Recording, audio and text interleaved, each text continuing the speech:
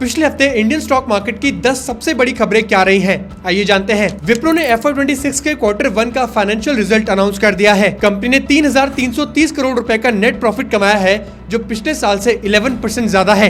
ये number market की expectation से थोड़ा ज्यादा है, क्योंकि एनालिस्ट ने 3,233 करोड़ रुपए का एस्टिमेट लगाया था। साथ ही विप्रो ने 5 रुपीज पर शेयर का इंटरिम डिविडेंड भी डिक्लेयर किया है, जिसकी रिकॉर्ड डेट 28 जुलाई रखी गई है और पेमेंट 15 अगस्त 2025 तक की जाएगी। लेकिन क्वार्टर ऑन क्वार्टर देखा जाए तो पिक्चर उतनी स्ट्रॉन्ग नहीं थी। इनका प्रॉफिट इस क्वार्टर 6.7% कम हुआ है। IT सर्विस सेगमेंट, जो कि विप्रो का कोर बिजनेस है, उसके रेवेन्यू में क्वार्टर ऑन क्वार्टर 0.3% और ईयर ऑन ईयर 1.5% की गिरावट देखने को मिली है। इंडिया के ऑयल मिनिस्टर हरदीप सिंह पुरी ने ऑयल सप्लाई को लेकर एक इम्पोर्टेंट अपडेट दी है। हरदीप सिंह पुरी का कहना है कि अगर रशिया से तेल की सप्लाई पर किसी वजह से रोक लगती है, जैसे कि सेकेंडरी सैंक्शंस, तो भी इंडिया अपनी ऑयल की जरूरत आसानी से पूरी कर लेगा। उन्होंने कॉन्फिडेंटली कहा कि अगर रशिया से इम्पोर्ट बंद होते हैं तो हम दूसरे देशों से सप्लाई अरेंज कर सकते हैं। नए सप्लायर जैसे गुआना मार्केट में आ रहे हैं और ब्राजील और कनाडा जैसे पुराने प्रोड्यूसर्स भी रिलायबल ऑप्शन है। हालांकि सैंक्शंस की बात हो रही है, लेकिन अभी तक इंडिया के रशियन ऑयल इम्पोर्ट स्टेबल है। इस बार तो 2025 के फर्स्ट हाफ में रशिया से इम्पोर्ट थोड़ा और बड़ा है और रशिया अभी भी इंडिया का सबसे बड़ा ऑयल सप्लायर बना हुआ है।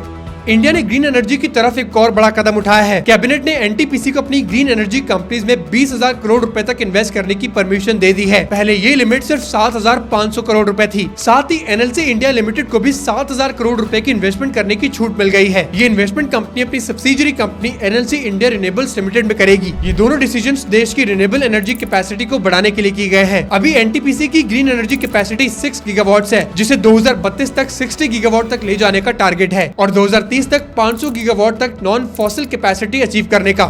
इंडीक्यूब स्पेस लिमिटेड अपना IPO 23 जुलाई को लॉन्च करने जा रही है। ये IPO टोटल 700 करोड़ रुपए का होगा। इसमें 650 करोड़ रुपए के शेयर्स फ्रेश इशू होंगे और 50 करोड़ रुपए के शेयर्स प्रमोटर्स ऋषि दास और मेघना अग्रवाल की तरफ से ऑफर फॉर सेल होंगे। ये IPO स्मार्टवर्क्स और ऑफुल जैसे कॉम्पिटिटर्स के सक्सेसफुल पब्लिक लिस्टिंग्स के बाद आ रहा है।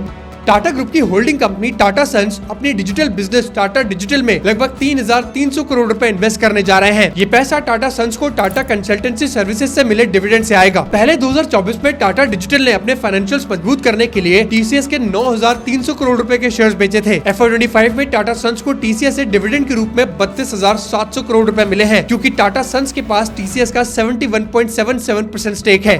पतंजलि फूड्स ने 17 जुलाई 2025 को अपनी बोर्ड मीटिंग में बोनस शेयर इशू करने का फैसला लिया है। कंपनी ने 2:1 के रेशियो में बोनस शेयर देने की अप्रूवल दी है। इससे जो शेयर होल्डर्स एक शेयर के मालिक हैं, उन्हें फ्री में 2 नए शेयर्स मिलेंगे। हर शेयर की फेस वैल्यू 2 रुपए होगी और ये नए शेयर्स भी फुली पेड अप होंगे। रिकॉर्ड डेट कंपनी बाद में अनाउंस करेगी। टोटल लगभग 72.5 करोड़ नए शेयर्स इशू किए जाएंगे। इस बोनस के बाद पतंजलि फूड्स का टोटल शेयर कैपिटल 145 करोड़ रुपए से बढ़कर 217.5 करोड़ रुपीज हो जाएगा।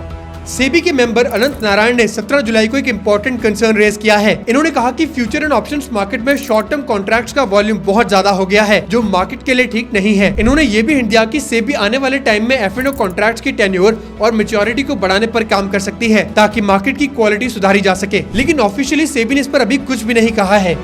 अनिल अंबानी की कंपनी रिलायंस पावर ने अपनी बोर्ड मीटिंग में 9,000 करोड़ रुपए तक के फंड रेज करने के प्लान को अप्रूव किया है। इस प्लान के अंडर कंपनी 6,000 करोड़ रुपए इक्विटी के जरिए रेज करेगी। इसके लिए कंपनी या तो QIP, follow on public offer या दोनों का कॉम्बिनेशन यूज कर सकती है। साथ ही कंपनी 3,000 करोड़ रुपए का सिक्योर्ड या unsecured redeemable non convertible debenture भी इशू करेगी। कंपनी ने स्टॉक एक्सचेंज को इन्फॉर्म करते हुए बताया कि बोर्ड ने शेयर होल्डर से परमिशन लेने के लिए अप्रूव कर दिया है, ताकि QIP, FPO या इक्विटी लिंक सिक्योरिटीज के थ्रू 6,000 करोड़ रुपए तक रेज किए जा सके। ये फंड रेज सिर्फ क्वालिफाइड इंस्टीट्यूशनल बायर्स के लिए होगा। कंपनी ने ये भी क्लियर किया है कि इन सिक्योरिटीज की इशू तभी होगी जब सभी लीगल परमिशंस, सैंक्शंस और अप्रूवल्स मिल जाएंगी।